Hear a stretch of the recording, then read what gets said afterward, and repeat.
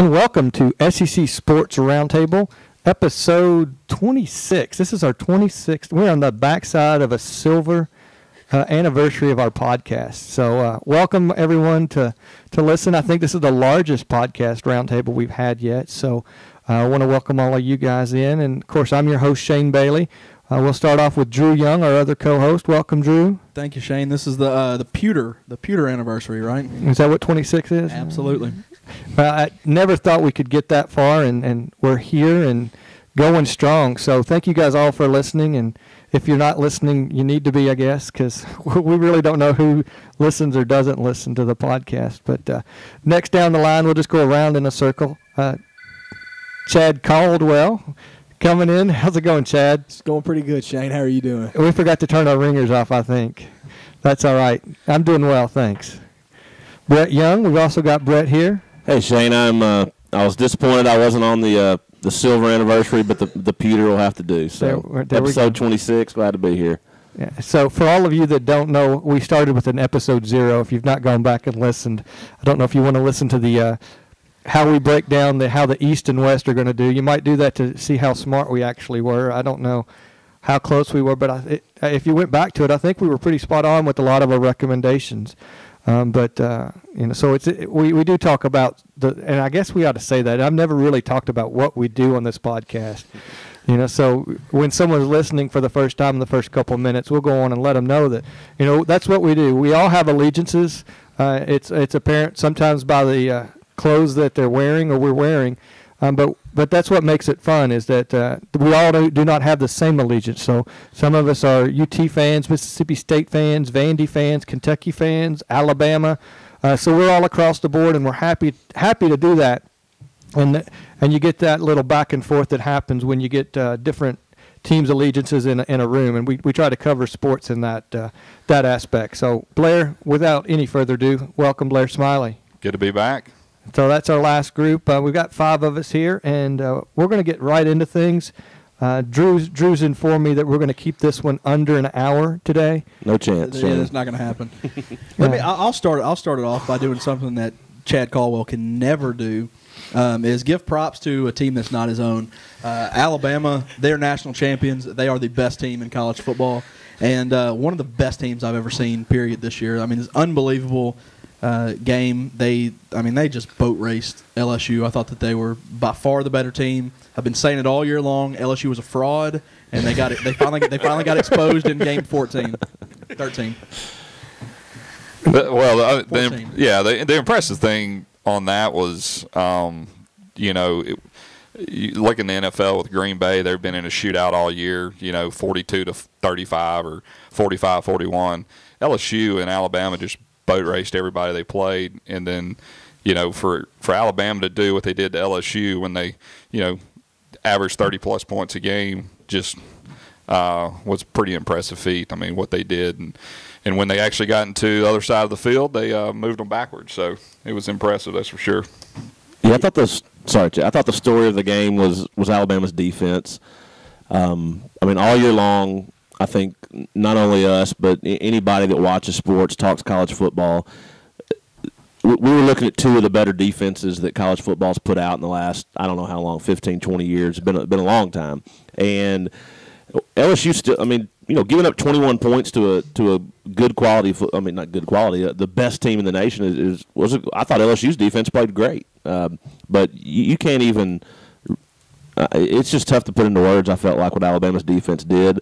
On the other hand, I did, throughout that entire game, honestly wonder what was LSU trying to do on offense. I've never seen so many 4-yard passes. They really had the fullback dive going pretty strong. 3rd and 5 and straight up the middle. There was a lot of times where I wondered what LSU was doing. We talked a lot this year about the quarterback situation at LSU. I don't know what you would have to do to give another guy a chance, but I guess it didn't happen for Les Miles to give Jared Lee an opportunity. But that was a little disappointing to me. I thought LSU's offense at times just looked like they didn't really know which way they were going. I think it was proactive versus reactive. And I say this about Tennessee. I've said this numerous times about Tennessee. I feel like at halftime, Tennessee's like, oh, man, the hitch and go is working. Let's just, take halftime to eat some cold cuts and not plan for the second half. What did LSU do good in that first game? They were able to do that option play. And that was their focus this game. They tried to get that option going, and Alabama said, you're not going to beat us with this option. You're not going to beat us running the ball. Jordan Jefferson's going to have to beat us through the air, and Jordan Jefferson's not a good enough quarterback to do that. So I think that Alabama was proactive, saying, let's do some things differently. Look how much they played Eddie Lacy. I mean, they kept Trent Richardson ready. And Eddie Lacy, if I got anything out of this, two things. One, Eddie Lacy's an incredibly good running back, and A.J. McCarron, being a sophomore, playing the way he played was great. And the other thing is LSU they tried to do the same thing they did. But 3 months the earlier. thing LSU did all year was run the football, and they didn't even try. They came out at some point, if you're going to line up and let Jordan Jefferson throw the ball 28, 30 times, he's going to become Jordan Jefferson, and it's not going to be a good scenario. And the other thing that LSU, and we talked about it on the last podcast, I mean, the two things that LSU did all year is their special teams was just ridiculous, and their secondary just made play after play, and neither one of those happened. I mean, when whatever the kid's name is, the wide receiver that pulled up on the punt return, I mean, that just changed the whole game because they had used the special teams as a flip of the field every time this whole year. I think it was 6 net yards the whole year. Alabama outperformed them. Yeah, going into the game, I thought LSU would win. I mean, watching the first game and then watching the national championship game was like two different games. And I really think it's just, both teams had 44 days to prepare, and I think it looked Alabama had a few wrinkles in from the first game. They threw on first down, they play action. They threw to the tight end, threw to the fullback out in the flat. They did things to try to exploit LSU on defense, and it just seemed like LSU just went in thinking they were going to do the same things from the first game, and it was going to work, and it didn't. And they never threw the ball down the field, and I think it just shows if you give Saban enough time to prepare, it's going to be hard to beat him. I couldn't have said it better myself. Exact same sentiments. Well, the two things that I take from it that were different is that every time LSU turned the tide last year, and no pun intended there. They came across pun fully intended. Well, yes, I guess it was because in the first game they were able to utilize this. You really saw it the last couple of 5-6 weeks of the last half of the season with LSU is they were able to have a huge play somewhere midway through the second quarter that took the life out of the other team, whether it was a special teams play or a turnover on defense. And you really didn't have any of that in the first half for them to try to take control and say, this is now my ball game. We're going to play our type of LSU football, and you're going to have to adjust to that. They were always having to play catch-up to Alabama, it seemed. The other thing that and I'm going to throw it out to you guys, was keeping Jefferson in the right move? Should he have put Lee in at some point? I'll go. I think hindsight's always 20/20. It couldn't have been any worse if I was in at quarterback, to be totally honest, I don't think. But, I look at it like this. Drew made the comment about when they went to Jefferson in the first game in early November, it was the right move. I mean, Jarrett Lee just didn't have it, whatever it is, that night. And when Drew, you made the comment about running that option, when you run the option as a quarterback, you've got to attack the defense and make them make a decision, and then how the defense reacts is how you base. Do I cut it upfield? Do I pitch it? Did y'all not think the majority of the time they ran the option, it was simply Jefferson running totally toward the sideline at about half speed? And I didn't think he ever made Alabama really make a choice. They just strung it out like you want to. And then there was a couple times he literally pitched the ball not even at an angle where the running back could attack, but about 7 yards behind him where all he could do is just keep running out of bounds pretty much. So, I felt like late in the third quarter, still it was 14-0, but it looked at that time, even if you go to Lee for a possession or two, what they were doing wasn't working. I felt like give them a possession or two. They never threw the ball down the field. Well, the only thing that ever worked with Jefferson was he had a couple of decent runs up the middle. I mean, where it was basically a quarterback keeper design play, and he broke up through the middle. And if you remember, he had, a 42-yard run for a touchdown. Was that in the championship game against Arkansas, SEC championship game? Georgia, yeah. Georgia. He could have done it again against Arkansas. But he was effective there, but he was not effective out on the outside at all. Right. And one more thing, too, just giving credit to Alabama. If you guys watched the really good NFL game this weekend, San Fran and New Orleans, and watching and I know pros are different, but when San Francisco gets you in the open field, they tackle you. And Alabama's defense looks like a professional defense. They do not miss tackles. If they, tough open field plays, if they get a hand on you, you're going down. And LSU just, I don't know what their, yards after carry or yards after catch, type stats were, right. But they had to be minimal because every time Alabama had a hand on an LSU guy, it was one hit and he was down. I think the biggest key to the game, or one of the big keys with regards to the quarterback, A.J. McCarron, the last game, the game was a little bit too big for him. He's the one that missed a couple of throws right before halftime when Saban was going absolute berserk because he missed the tight end coming out in the game that, all he needed was one score. But they got him out, got the game, got some easy throws for him early. And I tell you what, midway through the first quarter, it was like he was not even in a national championship game. And Jordan Jefferson, in this scenario, the game was a little bit too big for him. And I do think you got to, at 15-0, you got to give it a shot, especially when you haven't even crossed midfield.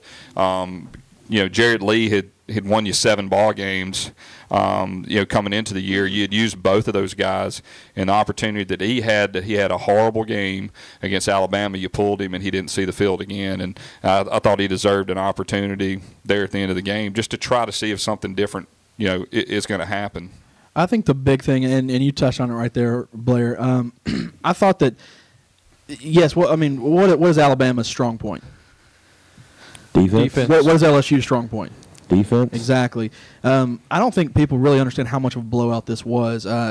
A.J. McCarron led Alabama on 6 scoring drives. Yeah. Now, LSU is such a good defense, and I think LSU has the second-best defense. And 2 missed field goals, right? Yeah, exactly. So, really 8. Because they were makeable field goals. 8 times they had them in scoring position. So not only did Alabama's defense shut them down, I thought A.J. McCarron had an unbelievable game. And another name I'll throw out, and I don't even know his first name, but Hanks, the wide receiver, he's a senior, Darius Hanks, I think, senior wide receiver after Mays goes down. And in this day and age, when you lose your number 1 wide receiver, that's tough. This is as much as the Norwood kid. As much as running the ball is going to be Alabama's forte with Trent Richardson, you still got to be able to pass the ball at this day and age in football. And when Marquise Mays went down in the first quarter, they had to find a replacement. And Hanks, a wide receiver that hadn't done incredibly too much in this whole year, he stepped up, ran great routes, and really helped them move the ball and got them in scoring position. And it's crazy to say this, but I felt like when this was a 9-0 game, I felt unless there was a special play, like Shane said, like a punt return or a turnover, I felt like this game was almost over, and it really was. It was over. It was over at 9-0. And there was that play when Alabama was right down there within the 20-yard line when they got the tip ball and ended up falling incomplete. But it was the one play where you were saying, they were a step too late, for a total game changer. And once that went by, you knew it was over with. Let's move this on with saying after the game, we had a couple of interviews that were nice. We had the both ends of the spectrum. We had A.J. McCarron, who as a sophomore sounded extremely polished, ready to go, great interview, and then you had Courtney Upshaw, who I'm not sure he had a complete sentence in there. Let go. Let go. But a wonderful player. If you're listening, Courtney, my name is Brett Young. I live on Oak Ridge Drive or whatever, Oak Creek Drive. Close. I live in Tuscaloosa. Yeah, the bad thing is my brother lives 2 streets away, so if once he figures out it wasn't him, and it's not far to travel. All right, so really, other than let's just say that Alabama dominated the game, I was a little disappointed in how boring it seemed. It seemed like it drug on, and field goals are not flashy, and so that does take away from it. But up into the midway through the third quarter, you thought LSU had a chance. Because they were just 2 scores away.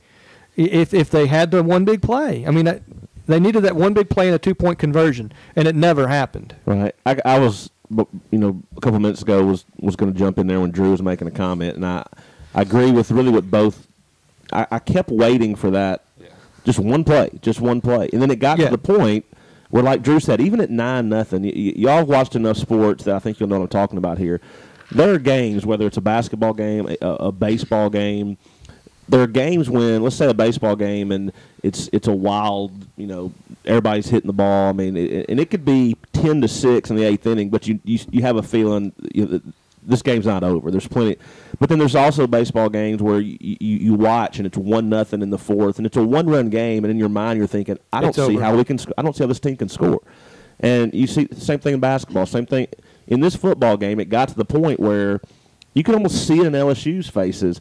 We're down literally 2 scores, and the game's over. We can't do anything. Right. And that's where I felt like maybe mid-third quarter, you could almost tell. I mean, let's just play it out and run the clock. And at the same time, it's friggin' 9-0. And it was a weird situation, and I've seen it in a lot of different sporting areas where you're in a manageable situation if you can just make that one big play, but you got the feeling that one big play wasn't coming. Yeah, no, I kept waiting for it, and it wasn't going to be, a handoff up the middle that's going to break through for 75 yards for LSU to score. It was going to require them to have some sort of turnover or special teams play, and neither one of those just seemed like it was going to happen. It didn't seem like they were clicking, and it could have been just the fact that just Alabama was that better prepared. I don't know exactly. It could have been that Les Miles finally just came in unprepared. I mean, his bag of tricks finally ran out. I don't know, but it was definitely a hats-off performance to Alabama. Alabama better team, Nick Saban better coach. If you give Nick Saban, what'd you say, Chad, 44 days to prepare, he just ain't gonna get beat by Les Miles. That's my opinion. Now, I guess let me throw this out there. Everyone says LSU is supposed to be better next year. I'll still take Alabama. Okay, that was my question. What about you three? I don't know. They got a lot of returning, man. I mean, it's we'll see. Next year, I guess. That's got a long ways away. Trent Richardson declared, didn't he say he's going to draft? Yeah. They still got A.J. McCarron. They got Eddie Lacy. That's the funny thing is they got 15 5-star recruits coming in. I mean, I can see a scenario where I guess it'll be 7 months from now. You got dates on that watch? I have a calendar on my watch, Drew, so I'm not retarded. I am looking at it's January 16th. But I could see our opening preseason, let's look at the SEC football sounding a lot like the one we just did this year. The scary thing is that if you take a look right now, the SEC West could be even more difficult next year than it is today. Well, what's this past year? You got to realize that in the East, you're going to have Tennessee fully healthy. I think that you got to put Tennessee in the national championship talks. Let's change the discussion and talk about Tennessee being completely healthy. They might be player wise, but coaching wise, they're still halfway full, right? Yeah, just you're trimming the fat right now. It's fine. Yes, I agree with you, and Tennessee has had a lot of turnover on coaches, but I have yet to see one where they haven't improved their situation, in my opinion. Now, that being said, who knows? I mean, Jay Graham coming in as a running backs coach. First, they didn't have a running backs coach last year. That's awesome. But what team doesn't have a running backs coach? I mean, maybe that's why Tennessee wasn't good at running the ball this year. They didn't have a guy coaching running backs. Running backs were over there playing craps in the corner during practice or something. I don't understand what they were doing. Defensive coordinator Justin Wilcox decided he did not want to be in a high-pressure situation, wanted to go to the minor leagues and coach in the Pac-12. And they get Sal Sinceri, who I don't know if he's a great coach, but I know he's a recruiter. And they got somebody good there. And Lance Thompson decided that took a good decision, in my opinion. If you can make a lateral move, it's not a lateral move. If you can go from linebackers coach or defensive line coach at Tennessee to linebackers coach at Alabama, I can't fault anybody for doing that right now. Yeah, I look at it like this. The Jay Graham hire, I think, is a positive. I don't even really know if he was replacing anybody. He's a Tennessee guy moving over from South Carolina. I think that's a positive for Tennessee. I don't think you can make a determination on the defensive coordinator spot yet. I think most of the people around the Tennessee program, I think two of the what they felt like were stars of the staff were Justin Wilcox and Peter Sermon. And you can debate what they've done so far. I don't think you can debate what Wilcox did at Boise State. I mean, he took guys that weren't as talented as he was coaching at Tennessee, and I felt like in the run Boise State made, they had solid. You always think about Boise State offense, but they play defense well too. To me, it's a little concerning when I know those two are West Coast guys. Correct me if I'm wrong. Both played at Oregon. Correct. So are going back sort of home, so to speak. I'm a fairly knowledgeable, I feel like, college football guy. I've never heard of Sal Sunseri. I know he's with Alabama. He's got the Saban Dooley connection. Coached in Carolina for the Panthers for a while. Played football at Pitt, I believe. His son's the quarterback at Pittsburgh. I think the Lance Thompson deal is pretty easy to read into. I mean, I think he's gone for no other reason that he really got no consideration for that defensive coordinator job. And I think, like you said, it might be lateral in terms of what he's coaching, but he's going from the 70th team in the nation to the first. So not 70th, but yeah. I understand. Where would Tennessee have been this year? 70th? No, they're not 70th. I can assure you that. Did you watch that Kentucky game? Did you watch that Cincinnati game? Did you watch before they got injured? All I'm saying is at the end of the year, Tennessee was not a top 50 team. Well, there's not 10 teams that would have lost to that Kentucky team that last game. That's bottom line. Chad, you look like you were in total agreement with what Drew was saying there. He can't stand Tennessee. It's just anything. I just think, knowing as a coach myself, I would definitely want a more stable situation than the one going on at Tennessee. And I think it's not any big secret that, they got to win 8-9 games next year, or they're going to all be fired anyway. That's the exact point. You're exactly right. But I don't know how you can say a defense linebacker coach at Alabama is going to be a better defensive coordinator than Wilcox. That's what you said. But you said that everybody they brought in was better than who left, and that's in my opinion. And I could be completely wrong. My opinion is I think that it is more important in the SEC to have a good recruiter to get good talent in than it is. These guys can all coach. Their schemes. Here's the deal: is Tennessee fans, we hated John Chavis 3 years ago. We thought that he let up too many long third down plays. We thought he wasn't a good coordinator, and now y'all don't like anybody. Exactly, because if you're not winning, you don't like your coaches. So in my opinion, get the best recruiters in. This is going to sound stupid, but I would have been ecstatic if Lane Kiffin, if Pete Carroll hadn't gone to the NFL. Then right now Tennessee would be back and be better than ever.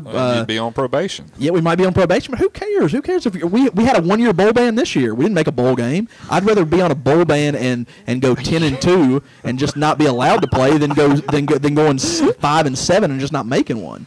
So USC's not on a bowl. USC's, but they're not there's not a dead program or anything. They're going to be number one in the nation. They're going to be the national champion. Exactly. They'll be top 5 for sure.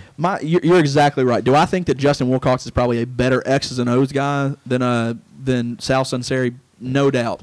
Do I think Sal Sunseri is a better recruiter than Justin Wilcox? Time will tell. But yes, right now he's a hotter name and recruits love him. I think you're right on Justin Wilcox that he didn't want to be involved in the SEC. It's the reason he turned down a Texas job, and I think it's the reason why he took a inferior, not even lateral move. It's sincere. I would consider it a demotion going to Washington. But the whole idea of it is that he didn't like being in the hotbed that he was in. I'll tell you, but if you have a 1-year contract at Tennessee and knowing you're probably going to get fired the next year, exact point, and you get a 3-year guaranteed deal at Washington, I'm making that move. Well, also Sunseri is also a guy that's getting 3 years guaranteed on the contract, $2.4 million, just like Jay Graham. Jay Graham's going from South Carolina because he knows that Spurrier in 3 years might not be there. Yeah, you're exactly right. Chad, your point is 100% correct. I think the reason Wilcox left was they could get a 3-year contract, and they're going to a program that's building, and they know they're not going to have as much pressure, and they've got home. Yeah. Yeah, and Dave Hart after the season, Dave Hart's the AD for Tennessee. Generally, and it's weird, I don't understand how this works. Even after a bad season at any program, it's time to just let's re-up your contract. Let's give you a little raise. And Dave Hart said, we're not going to reward mediocrity. I don't care if Justin Wilcox is a good coach. I don't care if Peter Sermon is a hot name. We're not going to reward it. We're just, the problem was that they did that last year when he flirted with Texas. They gave him not only an extension, but they also waived his buyout. Yeah, so that he could actually leave without any type of repercussions. Correct. And so by doing that, he knew that whenever that job came open that he wasn't going to get another deal.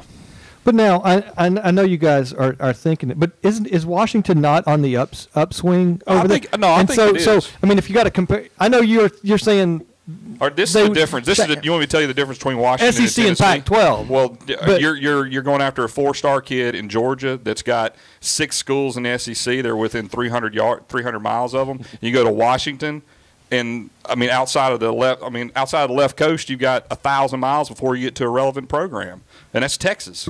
That's 1,800 miles away.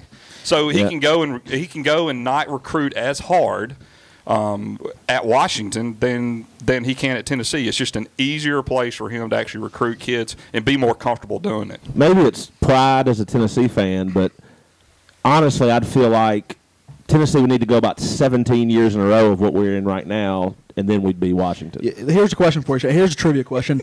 All-time wins in college football, where do you think Tennessee ranks? I would say top 5. Well, they're number 9. I mean, they're the 9th. Let's name some of the teams that are ahead of them: Michigan, Texas, Notre Dame, Oklahoma, Ohio State, Nebraska, Alabama. I mean, those are pretty good programs. So yes, when you say, look at Nebraska. Do we ever give Nebraska is a wonderful program? You got to. Yes, you're exactly right. You can't live in the moment. It's what Tennessee is now. It's a team that used to be good. They'll be good again. Well, if history has taught us anything, that it repeats itself. If you don't know history, it repeats itself. Yep. I think that's your takeaway from that. The fact is that Tennessee. I think that they're like rats on a sinking ship. They're running for dry land. That's exactly what I think as well. Jump on over to Vanderbilt. Get on that James Franklin train. Hey, choo choo. Give us your insight. I want to hear about.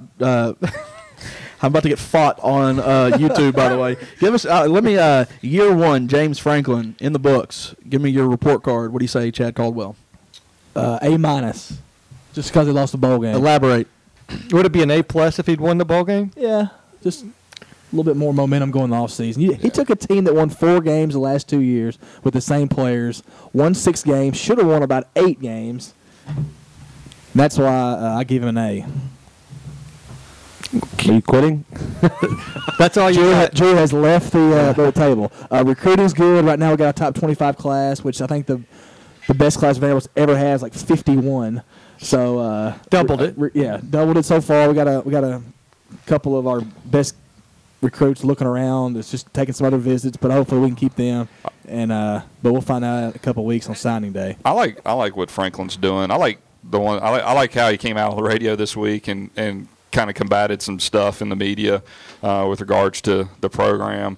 I think what Vanderbilt kids are finding out is that the way things have been done for the last 40 years is not going to be that way. And to come into his program and just kind of take the regular old path and soak up an education and move on, that's not going to happen. And he's kind of laying that message down. And I like the way he's got a little bit of fight into him. He's got, obviously, the cachet that he's gotten money out of places that they've never gotten money out of with facilities and that type of thing that are coming. So I like what he's doing.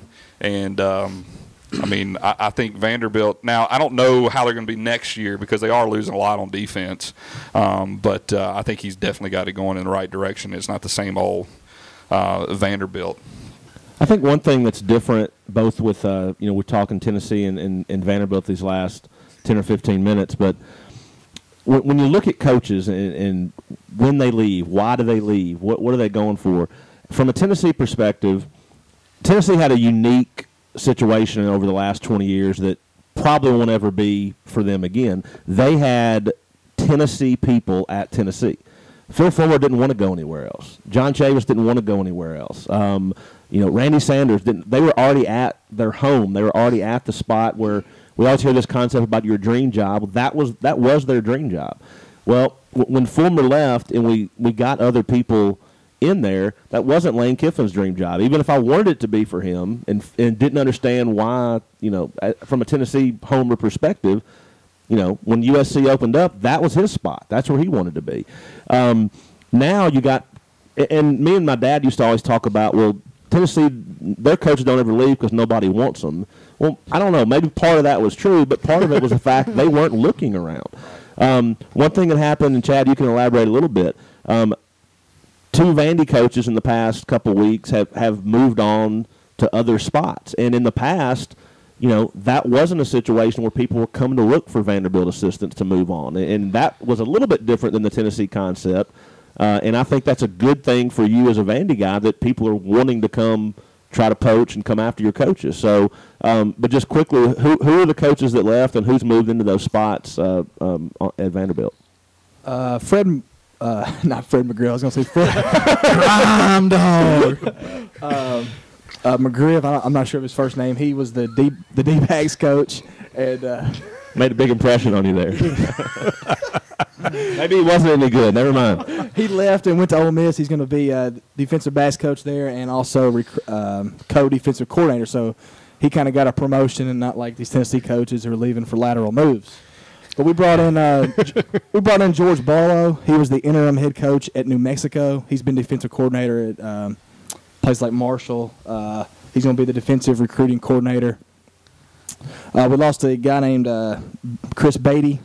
He left to go to Illinois. He was the receiver coach. He's going to be co-offensive coordinator there, so he also left for a promotion. We brought in Josh Gaddis. He'll be the offensive recruiting coordinator, wide receiver coach. And the big thing about him is he's only 28 years old. He's supposed to be a phenomenal recruiter. He came from Western Michigan, played at Wake Forest, got drafted. I think it's just 6 years ago. So he's very young and energetic, just like Coach Franklin wants. Yeah, I mean, here's the deal. Chad, Vanderbilt's rated number 26 in recruiting. Yeah, I mean, that's just – they are getting better, flat out.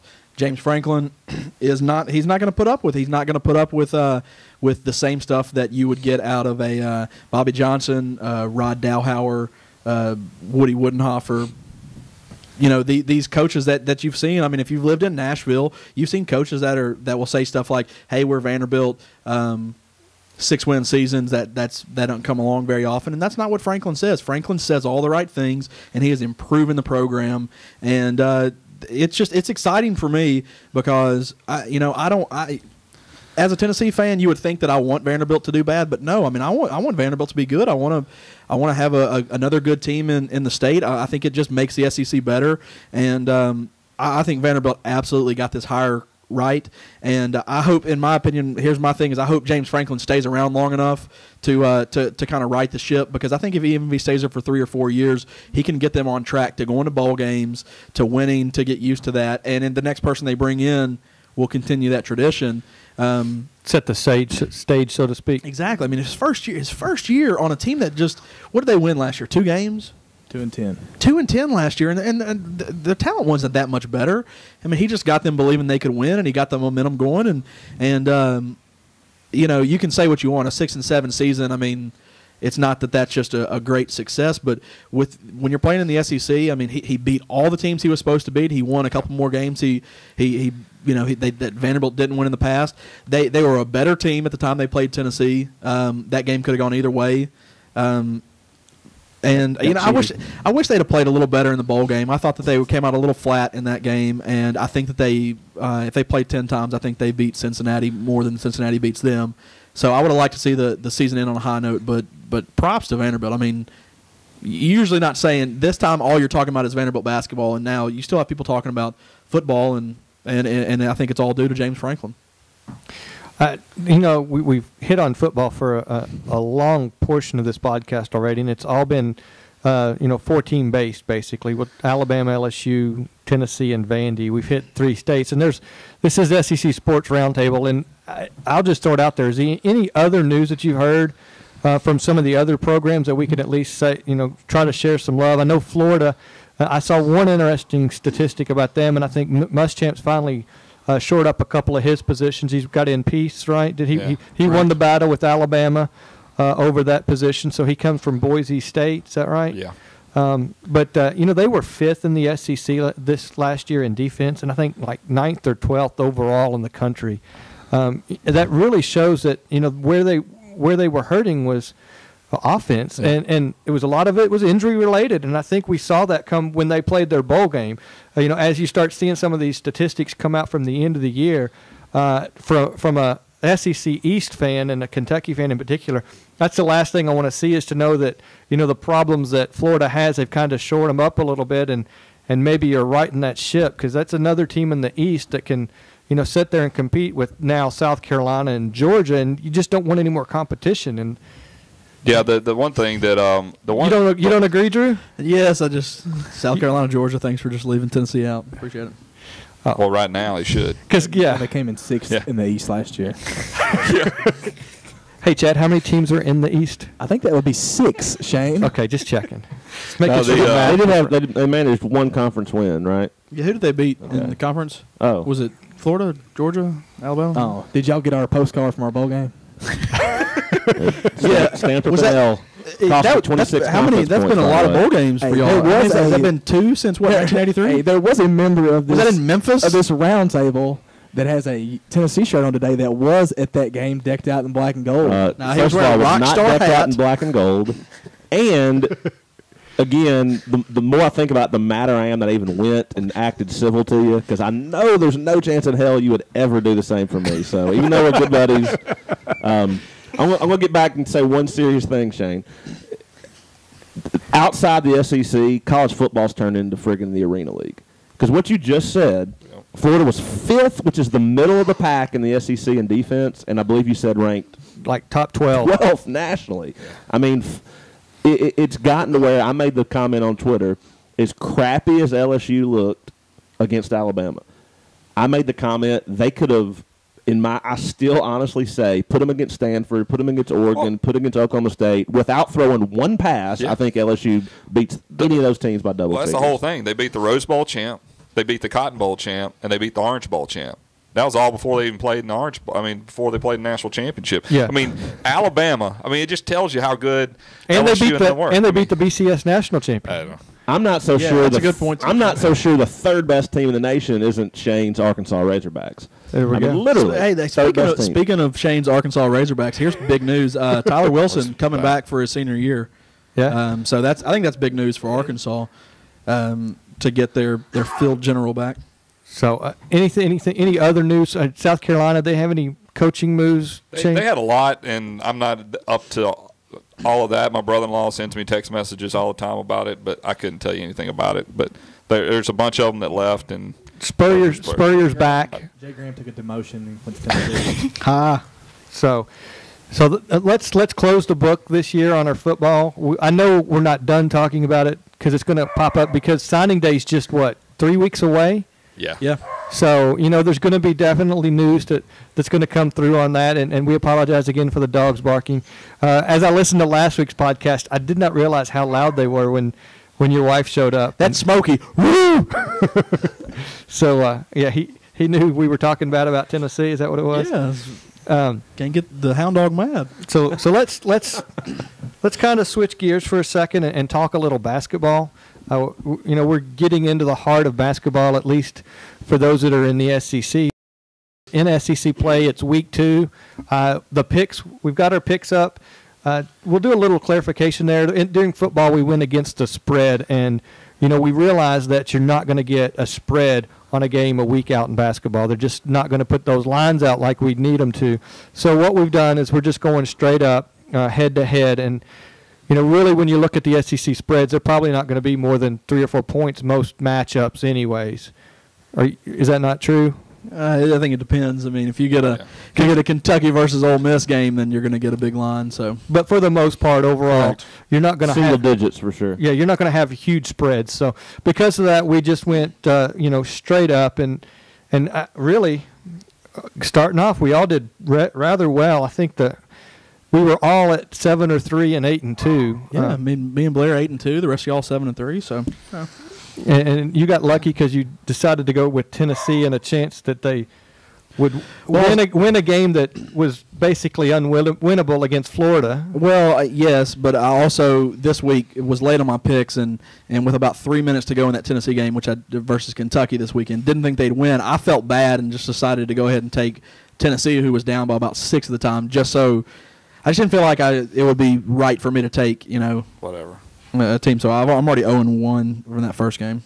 Well, we've actually had all Saturday's game. Yeah, but just to start off, But so, believe it or not, we know what we're talking about in basketball too. That just goes to show that 70, 80%. Yeah, I guess the average there would probably be 73, 74%. No, 50-50, so it'd be 75%. I'm Correct. confused already. I got math going on here. What's going on? If three of us Is this a podcast? if 3 are 8-2 and 3 are 7-3, There's four that are 7-3, and 3 that are 8-2. so there you go. I can't count. 72.5%. So we win a lot more than we lose. 73.78. So all that being said, we win a lot more than we lose. So. Hey, who won? Who was the winner driveway. between you and Brett in the when we added the bowl picks in? Do you remember? I guess no, I don't know. I'll have to. We'll find that out. That's y'all did way too good. I'm telling you once again, if you listen to the podcast for any other reason than to follow Brett and Shane's and Blair, you did good too. But I mean, Brett, what were y'all? 65%. I mean, against the spread. I mean, that's just quit your job. Bet on the games. I mean, I'm going to have to go back and look that up. I have no idea. I guess I'm lacking in trying to get that up. We'll figure that out and report next week because somebody needs to get a championship belt or something. We're currently efforting to get on, like 104.5 on Saturday mornings and be one of those obnoxious guys. No, you need to have to move on this game like it's already been played. You need the Saturday morning or Sunday morning TV show where you're bringing out a big lock, big master like, this is my lock of the week right here. I love that show because every week there's a game where he feels like you can move on it like it's already been played. It's just funny. It's a wonderful idea, man. You get 10,000 people to call. You get 5,000 people one way, 5,000 the other way. Then the next week you've still got 5,000 that think you know what you're talking about. Half and half. Third week, you got 2,500 people that think this guy's 2-0. Absolutely. Smart. Right. Well, let's talk a little basketball. I guess Kentucky still ranked number 2. Had a big win Saturday. I'll say that I don't know if you were on this podcast, but the one thing I was scared of was Tennessee in February, and I'm so glad. And I'll try to defend myself here because you know how much I dislike Tennessee. So for me to give you any props at all, you're mad about that.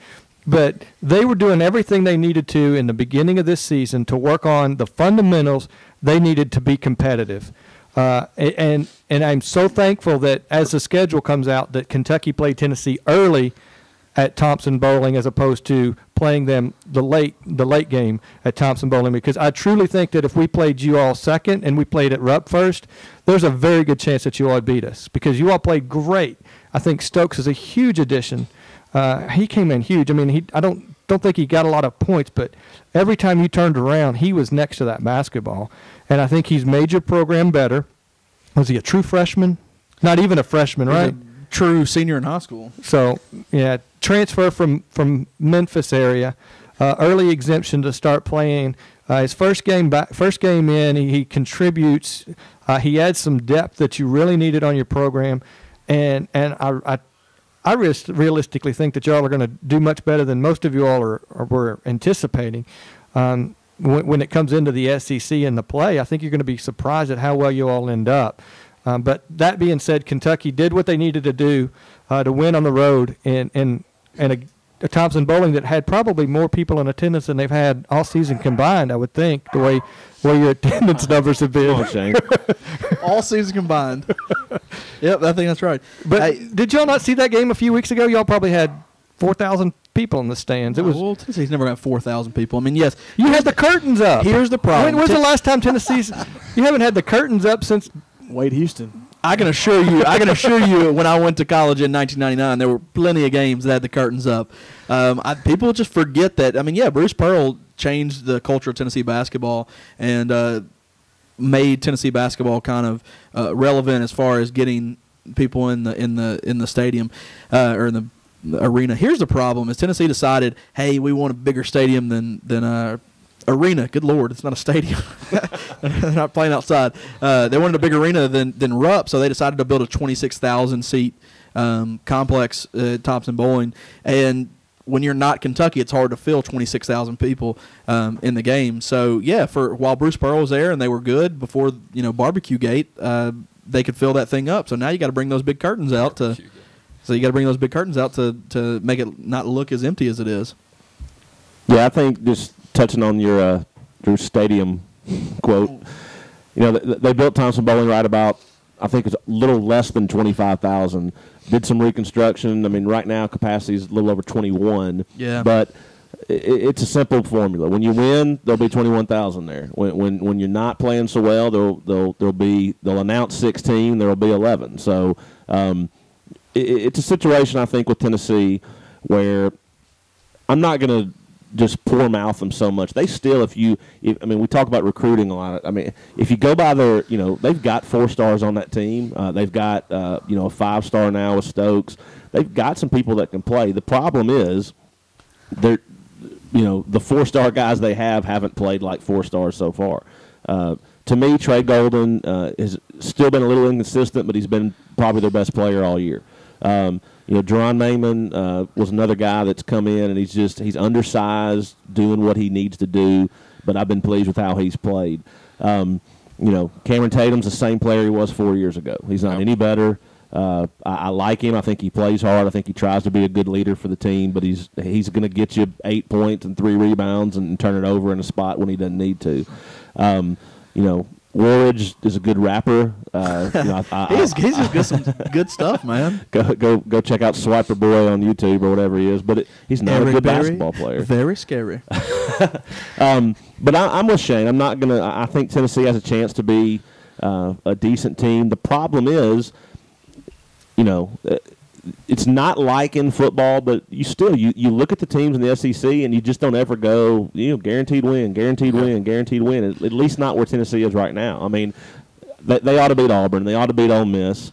A lot of it comes down to who they play at home from the West, and then every team they play in the East. I mean, they're going to have to play. Yeah. There's not a situation where they just even at Georgia or against Georgia, against South Carolina, there's not any games where you just can chalk up victories, in the state that Tennessee's in right now. So, am I pleased to see them at 8 and 9? No, but the way they've performed these first 3 SEC games as a Tennessee fan, I think you've got to be happy with where their effort is and where their level of play's been so far. Yeah, I think they've been a lot better than I think anybody really expected to the first 3 SEC games, even though they were 1 and 2. Because during that Florida game, it's just I'm not down on Tennessee, but it's like Florida didn't even want to be there during that game. Yeah. But Tennessee right now they're defending the way Conzo Martin wants them to defend, and can they score enough points to beat a very good team on the road or at home? I mean, that's what can they score enough points to win? I don't know what their final record in the SEC is going to be, but I think it also – I know there's no East and West divisions anymore, but they're still playing that same schedule this year, which is going to hurt them. So, right. If you take one of those Florida games, one of the Vandy games, one of the Kentucky games, maybe you play another team from the West a second time, that would help their record also. Yeah, I think that's exactly what you're saying there. I still think they're going to be hovering around that 500 in SEC play. But the thing about Tennessee, it also depends on how they actually call the game. Because when they played in Starkville the other night, they allowed them just to play, and they allowed a lot of things to actually go on, and so that actually played well into Maiman's hands. They obviously didn't have Stokes for that night, but if they can kind of get in and bang and they'll let them play a little bit, they're going to hang in and pull some games out. If they're calling it real quick, they're going to struggle because they're a physical team. Maiman's just a bull. He's like Anthony Mason. I mean, he really is. He's 6'7" at the tallest. Plays below. He's a big body that plays below the rim. Yeah, and he uses his body well, but that's what killed him at Mississippi State. He ended up fouling out of the ball game, and some of those things that have happened to him. So, but I like what they're doing. It's just I just don't know how much they're going to have there at the end. And Trey Golden's kind of hit or miss right now. I mean, when he's on, he's on. I want a couple things. One. Brett and Blair, I want y'all to comment and kind of break down the final play by Trey Golden in that Tennessee versus Mississippi State game when they had a chance to tie or take the lead. What are y'all thinking? I'll lead off in that. Obviously, you're static Tennessee.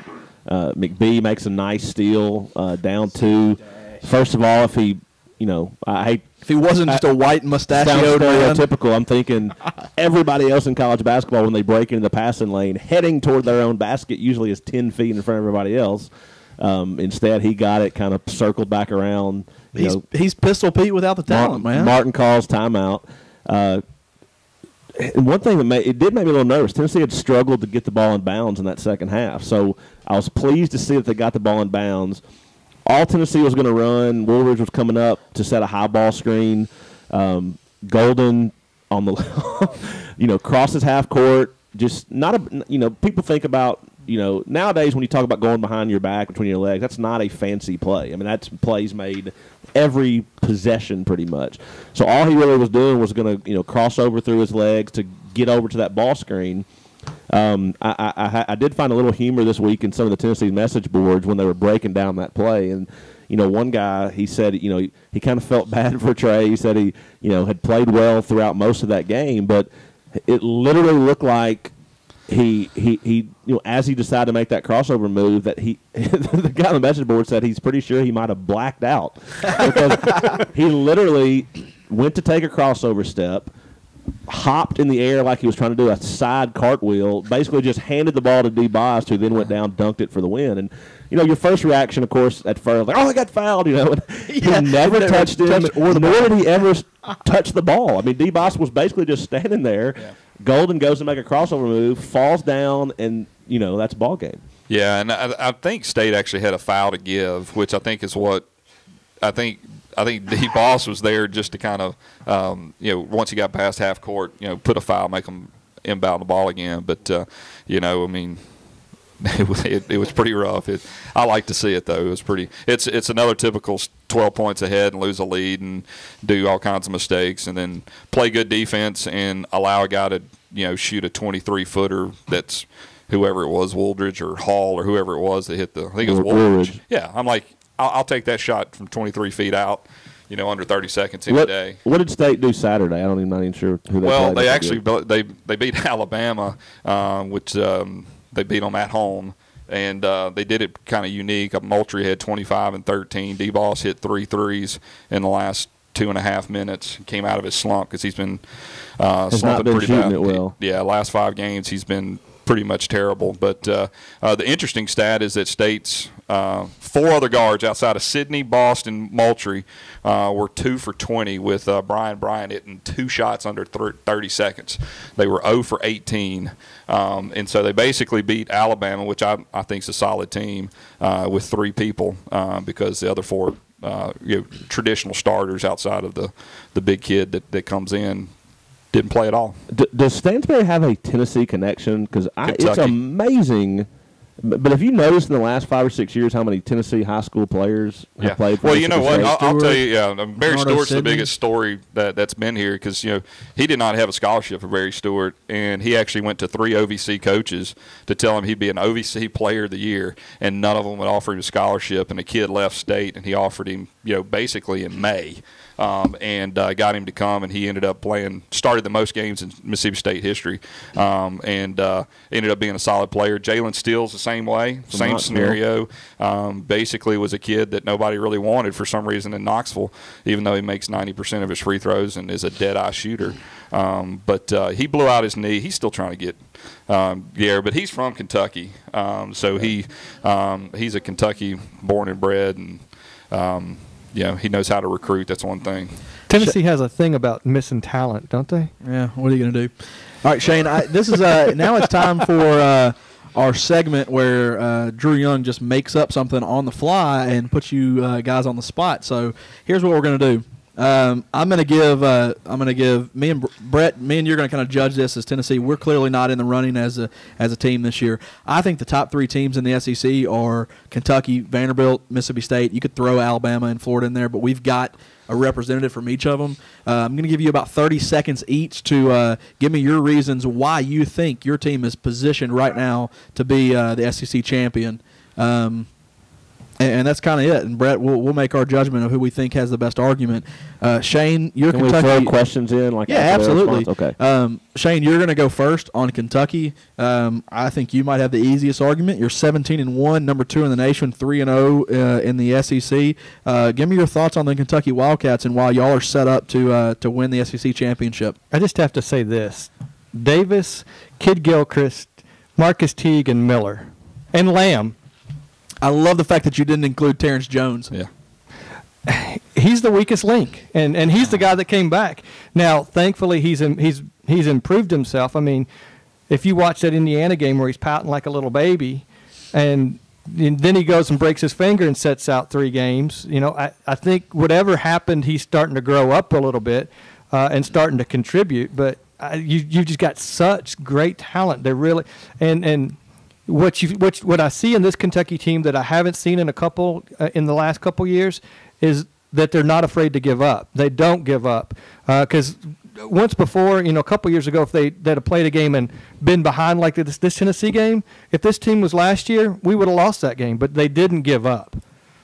All right, one quick question for Shane. Kentucky basically plays 6 players. Yeah. If you look at the stats from the Tennessee game, the 7th player, I think, is Vargas, played 3 minutes. Or Wilcher. Okay. It's between those two. So let me ask you this. But they don't play significant minutes. Of the 5 you named and Terrence Jones, how many of those will be gone next year, would you think, to the pros? Half of the 6. So who stays? Will Teague stay another year? Well, let me ask you this. Wait, when does the NBA rule start? Because that might affect that. Because with the new bargaining agreement, they've got to play 2 years, right? No. I don't think so. No. Just one still. Terrence Jones is gone. Anthony Davis is gone. Kid Gilchrist gone. Well, you think I would Deron Lamb? I mean, Miller. I thought Miller was a senior. Yeah, Miller's going to be gone for sure. Yeah. You would think Deron Lamb is gone. I mean, you thought he might have been gone after his first year. Right. And My only question, and I'm not saying it in a negative light, is as a Kentucky fan, you do have to hope in this pattern. You gotta. I mean, it's. I don't mean you can't have you can't have a year where you're the 15th best recruiting class because all of a sudden. I mean, I'm telling you, you could go from national champions to 4-24. Am I making just crazily? How about let's win a national championship first? There's that. Am I not making that up? That in the new NBA bargaining agreement, that there's something about they have to be there 2 years? I think you're making it up. I think it would be good, but I think you're I misremembering. think they discussed Roger it. Clemens. I think they discussed it, and I think they're actually leaning more towards going back to the old rule than actually extending out 2 more years. Right. Because, I mean, if you look at the NBA, and this is totally off topic, but if you look at the NBA, the greatest stars they actually have out there are all straight out of high school. Yeah. I mean, except for like Kevin Durant that didn't have a choice. But, I mean, it's a bogus rule to begin with. Well, in that case, I'd the 3. There's 3. Gotcha. Drew, who's next? Let's go. Chad, we hadn't heard from you for a while. All right, give us your argument on Vanderbilt and include, I'm giving Shane a pass because I think his argument is we've got the talent, we're better than you guys. But not only talk about Vanderbilt, but why are y'all positioned better than Mississippi State or Kentucky? Number 1, we have the best shooter in the nation, John Jenkins. Number 2, we have an elite defender in Jeffrey Taylor, who's also averaging about 17 a game, too, while guarding the other team's best player. Number 3, we got a man in the middle who's just now getting back to where he can dominate the game on the defensive end, and Festus Ezeli. The thing that I'm more worried about is the depth. I mean, we're playing 8 guys, but I really think we should only be playing about 6, maybe 7. Those 8, that number 8 is not really doing much. But right now they're defending the way they're supposed to. Early in the season, the losses against Cleveland State and Indiana State are inexcusable. If Festus missed all that time, but if he's there, they probably don't lose. They probably lose maybe the Louisville game, maybe the Xavier game, but I think they take care of the other 2. Tell me your concerns about the point guard position, because I feel like that's their weak spot. I think Brad Tinsley's the most underappreciated man in the SEC. I hear that all the time from people. You ain't got no point guard. You ain't got no point guard. Well, when he's off the court, we ain't got no team. Yeah. So I think he can shoot it. He handles it well. He leads the team in assists. I don't really know much more he can do. Has he had any crossovers late in games and falling down and giving the ball to the other team yet this year? No, but he has hit a couple of game winners in his career. Yeah. Okay. I do remember once last year, I think. Maybe that's why I always have a bad feeling of him when against Missouri, threw the ball away. He drew it over. Yeah. And that's probably, like I said, similar to Arian Foster with Tennessee. I felt like he had 71 fumbles at Tennessee, but I think he literally had 3. They just all came inside about the 4-yard line, about to win a game. The other thing about Vandy that I think is a little, early in the year when they lost to the Cleveland States and the I forget the other one that they lost Indiana to at home. State. Yeah, they did have the guard play that kind of failed them, but what they did to Marquette, which you think is a bad matchup, especially at Marquette with the guards that they actually have, who, if I'm not mistaken, came in last year to Nashville and actually beat them, if I'm not mistaken. Vandy won it was last. It was. I know it went to wire, but those guys really, really tough guard matchup. But I thought they played well there, and they've been on a good stretch the last 5 games, playing really well. All right, Blair, give us your thoughts on Mississippi State, and feel free to badmouth Kentucky and Vanderbilt. I want to hear reasons. I'm keeping tabs over here. I'm gonna, me and Brett are gonna declare a winner on who we're throwing our weight behind. Do we get a rebuttal since I had to go first? Yeah, I'll give you a quick rebuttal here in a second. Go ahead. It's Kentucky. We don't give them rebuttals. No, I think there's a couple of things. Obviously, the first being the schedule. We are in the whole season, one conference type deal, but we are playing the West, so we do have to only play the East one time, which I think is going to be to our advantage, hopefully. But the other things are there's a couple of things. We got good matchups. We got 2 big post players in Moultrie and Sidney. The good thing about Mississippi State is we're not dependent on Sidney whatsoever. He is literally our 4th best player. So when you've got 2 big guys that are 6'11", down low, and then you've got an all-SC, borderline All-American point guard and DeBost, who's got 4 years of starting and a lot of game experience, I think that helps us. I mean, scares people to death, so they actually cross over and fall down on themselves in late game situations. But they do some other things. I mean, they went to Arkansas, gave up 98 points. That was I think the 11th time they've done that in 14 years under Stansbury, where they've given up 90 or plus points. So that's kind of an anomaly, I think. But they only foul 13 times a game, which leads the nation with the fewest fouls a game. So they don't foul. They play good defense. And I think they got the best matchup against Kentucky. We got them at home. So I think from a threat from that standpoint. My question to Blair is on a player you hit on.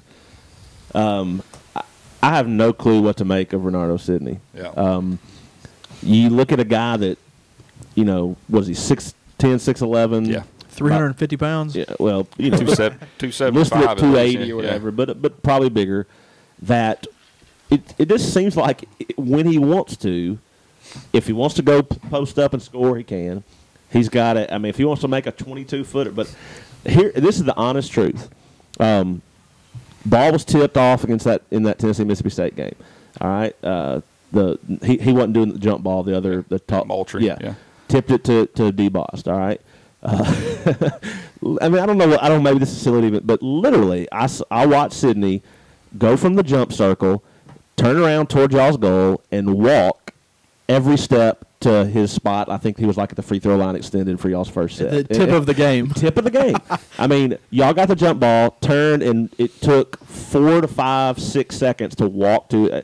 I can't imagine as a Mississippi State fan, just how much talent he literally is. He's a good fighter. The good thing is, and that's the truth. I mean, the problem last year was that we were actually dependent on him. If he didn't have 20 points, and 7, 8 boards, we were pretty much toast. But this year, the thing is, you're not dependent on him.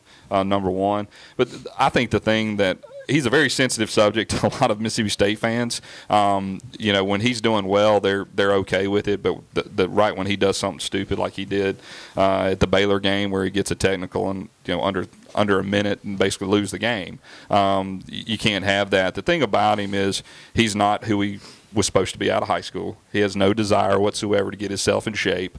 But you invested so much in the kid that you just got to take what you can get out of him. And the good thing is this team's built to where he can't really destroy it like he was able to kind of destroy it last year. He's got – I mean, Stansbury's come to the fact that he's going to play him 18 to 22 minutes a game. I mean, he played – the crazy thing is that Saturday against Alabama, he played 28 minutes. He scored 8 points. Had somewhere around 8 or 9 rebounds, but supposedly played one of the better games that he's actually played. So I think at this point you're just kind of trying to get out what you can from him. The problem with him was he had 5 years in high school where he's at 5 different schools. He never whatsoever had to be dependent on teammates. He was the best player that there was. His dad just picked him up and moved him to another team if anything bad happened. And so when he got to college, he basically was like, well, I just kind of run by my own rules, and or the environment changes. And I think he's actually finally learned that. It just takes him 3 years to kind of get to where he is today. But he's still there. That you hope he doesn't have a blow up. It is kind of it's still a hit or miss deal. Any rebuttals from Kentucky fans?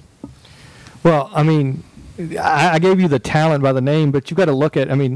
Anthony Davis is leading the nation in blocks. And I don't even think it's pretty close. There's a pretty decent separation between first and second there. He's averaging almost 5 a game. I think he's 1 away from the Kentucky single-season record, and we're 3 games into the SEC schedule. Yeah, you have that's an area that Kentucky always strives to do well at is defense, but they have the hustle. But this year you're getting the pieces in place to really have a shutdown defense that can control the score and keep those other teams from scoring. And the concern I have as a Mississippi State fan is, number one, as much as people talk about Calipari's coaching, if Rick Stansbury has to get into a coaching match with Kevin Stallings or Calipari, we're done. If we can't out-athlete you, or we can't have a matchup issue, he just can't out-coach them. And that's the problem when we get in the NCAA tournament. It's that you just got to have a good matchup, which is most of the time what the tournament's about. But I'm just hoping. Calipari proved last year he could coach in the tournament. That's where you really saw it. Because that was a knock on him, was that he would just bring in talent and moderator. Rolling his eyes. He's going to start deducting points from me here. This is like the ESPN show. Yeah, pardon the interruption. No. Right now, Chad's in the lead because he just ain't saying nothing. He's not getting any negatives. Yeah, exactly. He only got 2 points in the first round. I've already deducted all the around the horn. His Renardo Sidney kept on talking about him 5 schools in 5 years. I'm like, deduction, man. This guy can't do anything. Yeah. Here's where I'll give a 10 or 15 second thought on each team, in my opinion.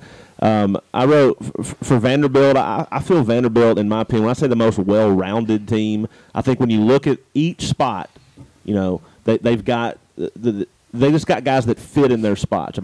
We talked about Tinsley a little bit, but again, it's Chad's made some pretty good points that he does his job as the point guard for that team.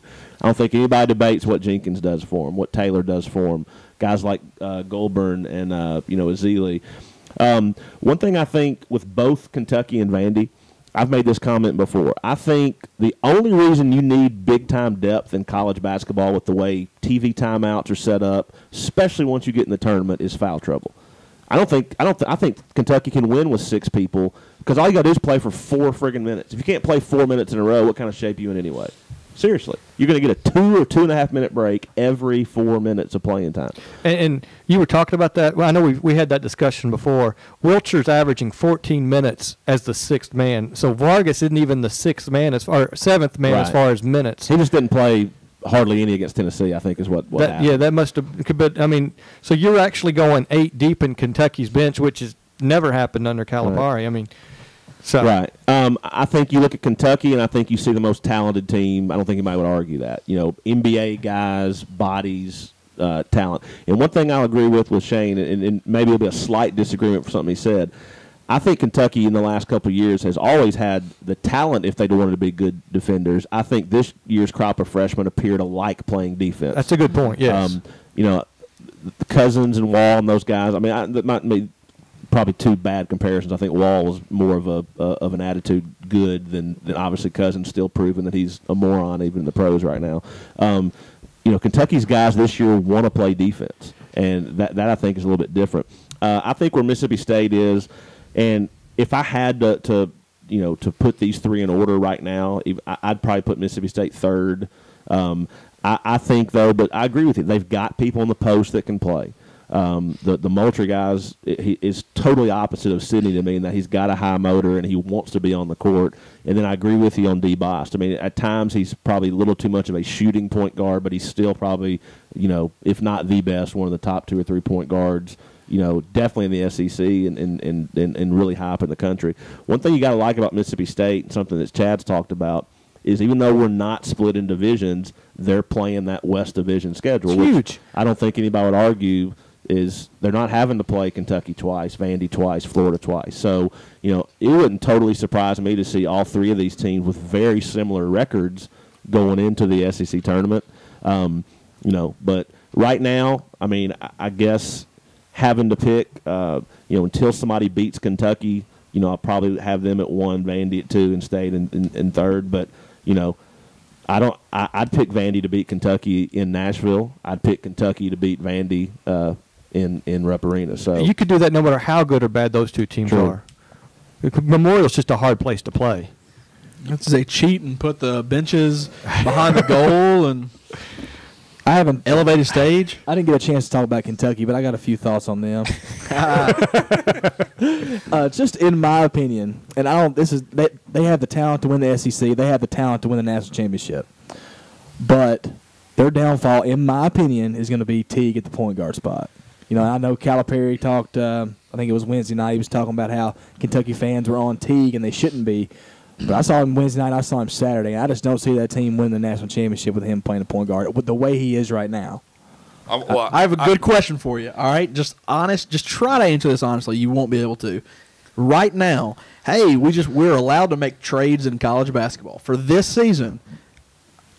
Hey, you just got to offer in your inbox Marcus Teague for Brad Tinsley. I'm talking about. Will you trade that right now this year? No, I would not. All right. Well, I would trade probably because he's a freshman. And no, 1 year. It's 1 year. No, he's leaving. No, not right now. All right. I don't know about that.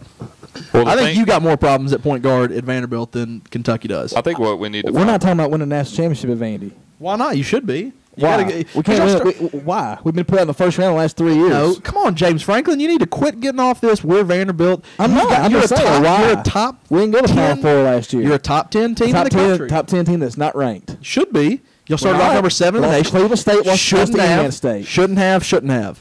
Come on, you got to get a better attitude on this stuff, man. Y'all are a good team. You got a good coach. You got the best shooter in the nation. You've got a great 7th-year senior, it seems like, in Jeffrey Taylor. You've got you must have misunderstood the Nigerian nightmare. My thoughts, in my opinion, on Kentucky. Well, you need to get higher on your team, man. Quit being negative. Who's negative? You need to get excited over your team. I'm just saying. Quit accepting first-year losses to Siena and Who's accepting? Murray I'm State. saying how we win the national championship, we can't get out of the first round. Yeah, I'm saying be positive. Okay, we're going to win it all, boys. Exactly. That's what I want to hear, man. Good grief. Me and Brother we're at the downtrodden worst times of our life. Tennessee, we're horrible in basketball. I wanted to pass this on. My father, the first phone ring of the day was my father, Big Country Young, a large man who has some funny comments. I've tried to get him on the podcast. He would, if he didn't fall asleep or pass out during it. But he wanted me to pass along that the Titans suck. Tennessee football sucks. Tennessee basketball sucks. Tennessee baseball sucks, and the Tennessee women are starting to suck too. That was his comments. He wanted me to pass along on the podcast. So, was that him that you said come on over if you want to? Yeah, I said come on. He said y'all need somebody on the podcast to talk racing because that SEC NASCAR is pretty good. I think Bruce Pearl's a good driver. I love you, Chad. I love you so much, man. Just absolutely, man. Vanderbilt Athletics are at a better place than they've ever been in your existence. Be positive, man. Time to win a national championship. Besides women's bowling, and the ship's still sinking over there. Jeez.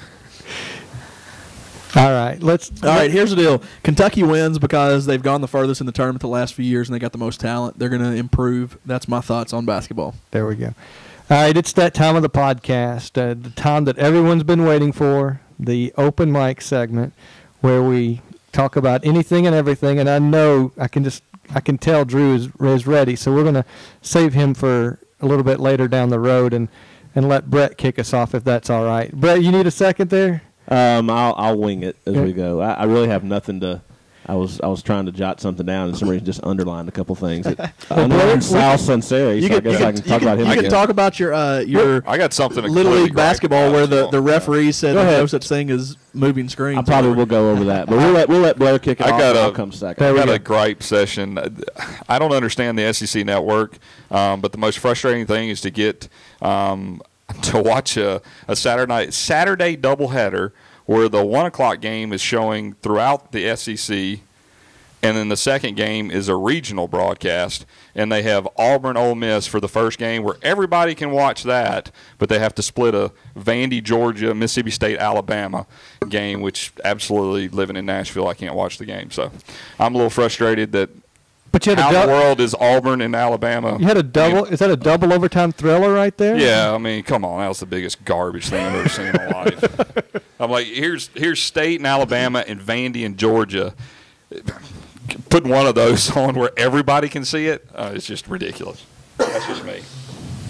All right, I'll go ahead. I learned a couple new things Saturday during my son's 10-year-old YMCA basketball game. First of all, in the first minute of the game, I learned, according to one of our fine referees, that there is no such thing as a moving screen. So that was a good play by their coach. Their coach, who I don't know his name, I think he could be like Tar Jenkins. He could be on some type of like this list. I don't even know what list it would be, a bad one. But he basically he's psychotic, I think. He had his two wing players come up to our guy that was guarding the point guard, and literally they were guarding him like they were the ones on defense. Well, so as he tried to move, they, nice defensive slide, arms out, and I say, hey, that's a moving screen. He blew the whistle. The referee literally stopped the game for, 4 or 5 minutes, explaining to me that he was they always go with I'm a TWSAA referee, and I should have said, well, I've been coaching high school basketball 16 years. I've never seen you. I didn't say that, but he basically let me know that all of what I thought was a moving screen, it doesn't exist. I did make the comment. So basically, I just he said it wasn't a foul if there wasn't any contact. So I said, well, I need to make sure my guy just runs into the defensive guy to. He said no. He goes, now that I know you're doing that, that'd be an intentional foul on your team. So that was one thing. The other thing. Now that I know you're doing that, we were leading maybe 18-8 in the third quarter. Balls out of bounds under our own basket. So it's not like we have 17 plays for these 10-year-olds. We have a couple just out of bounds plays, and y'all can correct me if I'm wrong. I thought the purpose of running out of bounds plays is to either A, try to get the ball in bounds, or B, if you can get it in bounds and get it to your kids in a scoring spot where they can make a shot, would be pretty good. So we run an easy little play. Guy breaks wide open for layup, makes it. The other coach immediately calls timeout, basically meets the referees maybe 15 feet from our bench and proceeds to say it loud enough where I can hear.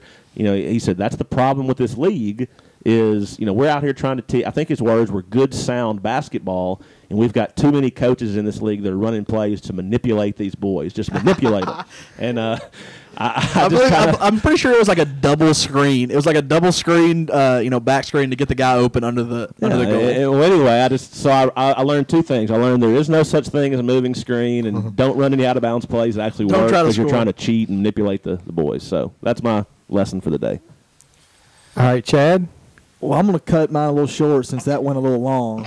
But, I'm going to keep talking about the officials. I've been coaching high school basketball. I guess this is my 8th or 9th year altogether, and I think I tweeted out Saturday as I was watching the Vandy game is I hate officials. There's nobody's a good official. I don't care if you're rec league, middle school, high school, college, NBA. They're all terrible. I hate them.